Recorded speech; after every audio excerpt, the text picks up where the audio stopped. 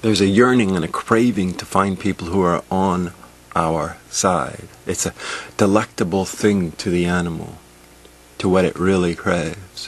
When it finds someone, when it thinks that someone agrees with it, there's something that gets satisfied deep.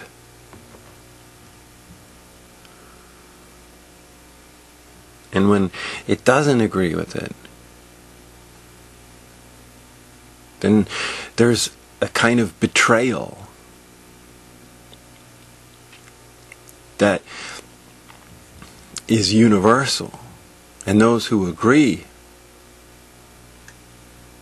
are just like a pack of animals that kick you out if you don't agree with them, if you're not one of them, if you don't conform. And it's not simplistic, it's profound.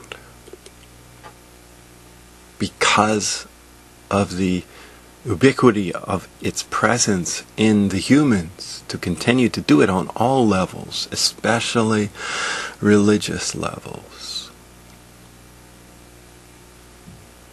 so that they can buy and sell their God to get the currency that they love, the currency that they need, that currency that they crave. The agreement, having somebody say, I'm on your side, on the outside.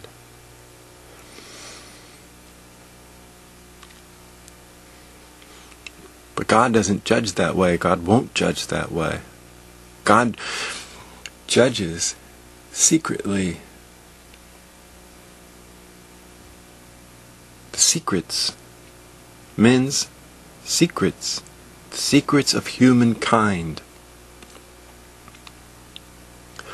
are the criteria for judgment, according to Paul in his letter. Whether one truly wanted to find him, not whether one found a group of animals that satisfied that craving inside him and agreed with them, that they have the answer, that they can show them the way to God. The groups that claim to know the way to God and provide the path as per the external things, like sets of doctrine that need to be understood and then agreed with, can't provide anything, because God doesn't judge that way. So what they claim can't be real, it can't be true. It just is the same thing that the humans have been doing forever. It's the same thing that humans do forever since they're young. Playground politics. Are you on my side?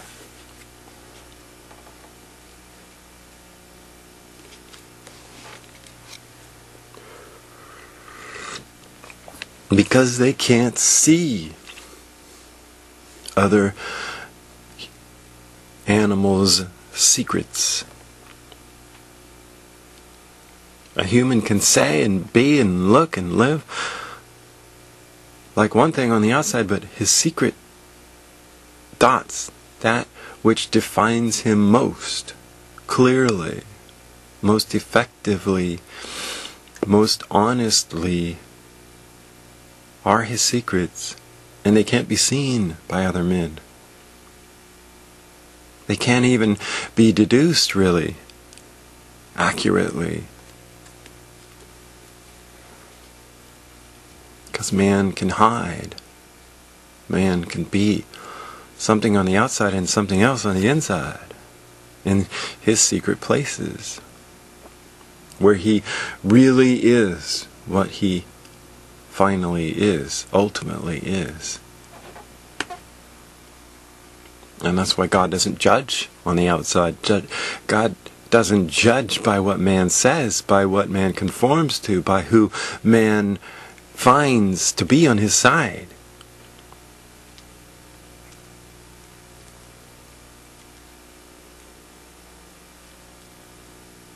God doesn't judge by whether you say with your mouth that the Jesus God is better than all the other gods.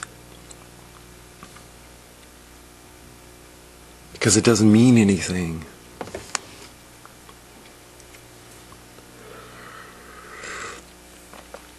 Because that's not belief. As Jesus himself defined belief. Belief as Jesus defined belief is found in Matthew 16. It's found everywhere.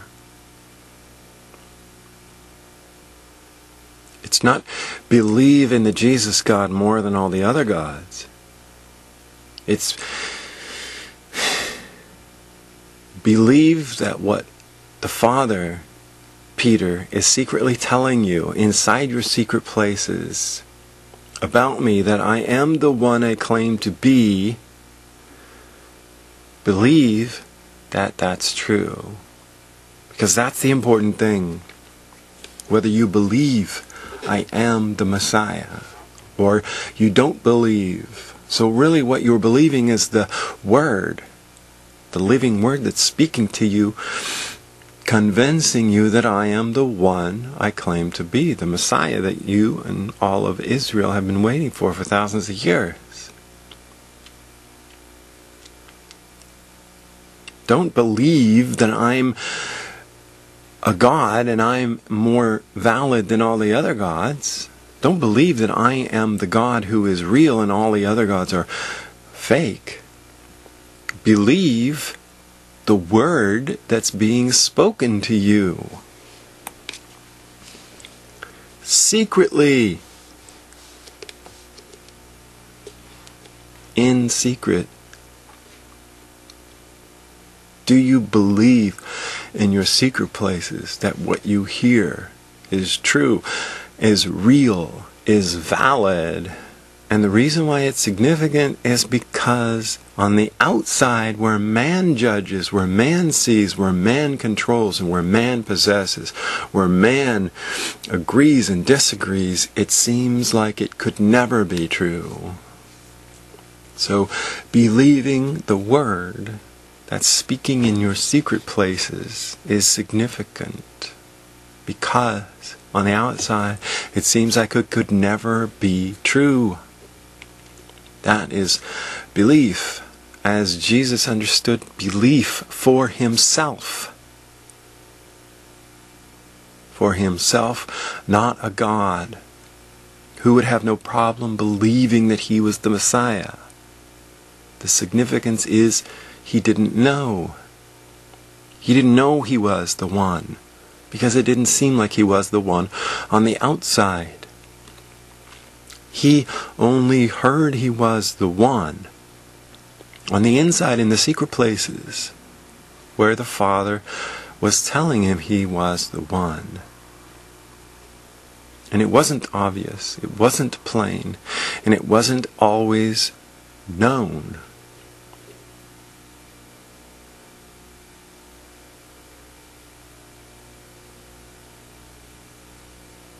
Because he wasn't some God who already existed. He wasn't some God who would have had no problem believing that he was the Messiah. But even at the very last moment in the garden, he didn't know, and he didn't know what he was supposed to do. And he wasn't sure, and he wasn't sure it was worth it. He wasn't sure that it was the way to go. He wasn't sure that he wanted to take that cup.